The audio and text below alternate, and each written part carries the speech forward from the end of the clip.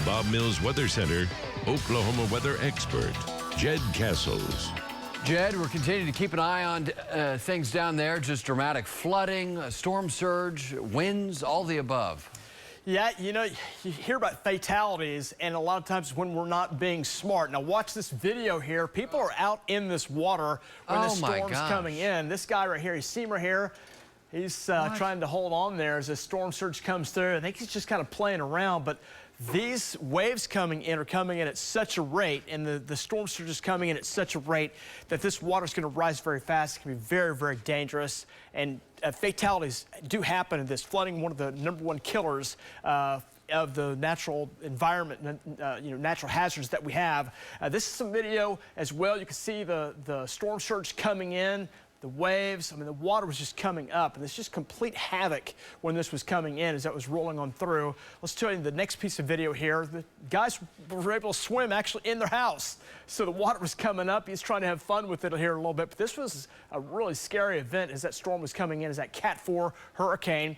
And you know, sometimes you see pictures on social media of sharks going down the roadway. A lot of those are just kind of been altered. But this is actually some video of a shark out in the water. So we do have one that was showing up there as that water was coming in very quickly. And again, as we go to the next piece of video, again, that storm was rolling through. This is what it looked like as that storm moved right in there, the Category 4 hurricane moving inland. The eye center actually got its most healthy, looked at its best, or from the folks in Florida at its worst, right when it got to the right before it got to landfall. So this moved in as a very powerful Category 4, almost a Category 5 hurricane, and the damage is done. You can see the lightning right around the center of that storm. That was a massive storm. Still going on right now. As we look at the latest on Hurricane Ian, now a tropical storm, just has been downgraded at the latest update.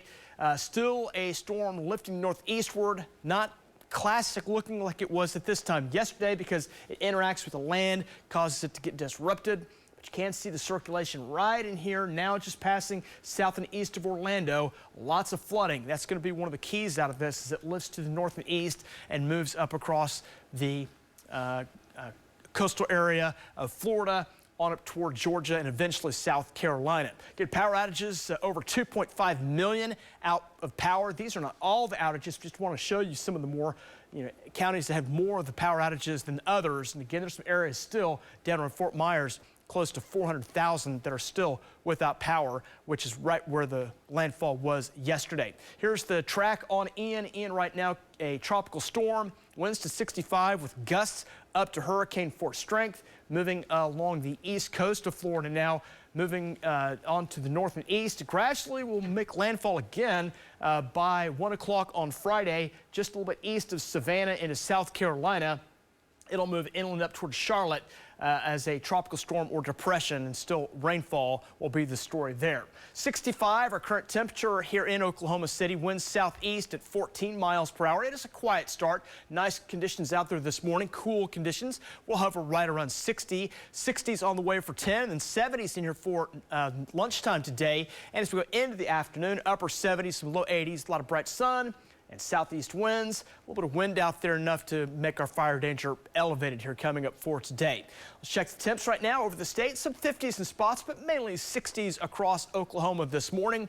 Winds are up just a bit. You can see here up and down I-35. Some of those gusts right now are up over 15 miles per hour. Nothing too terribly strong, but you'll notice a little bit of wind out there this morning as highs rebound into the 80s, some upper 80s, and might get close to 90 out toward the Panhandle. As far as fire danger goes today, again, relatively warm conditions. Got that humidity still pretty low, and that means we'll have some fire danger today. Got to avoid those activities that cause sparks and flames. Obey the burn bans. Keep those cigarettes in the car, and make sure to keep your car off of running grass. And again, don't drive through smoke. That was an issue 2 days ago where we had a big accident up on I-35. Turn your headlights on and flashers on. Slow down if there's smoke covering over the road, and pull over and stop if you can, if it's a safe thing to do. Let's check your lows tonight, dropping off in the 50s, maybe near 60 for spots, and then warming it back up, more 80s all the way for tomorrow. We'll keep that pattern going, cool mornings, warm afternoons as we enter October. Really a rain-free forecast. We'll see any chance of rain very low coming in later next week.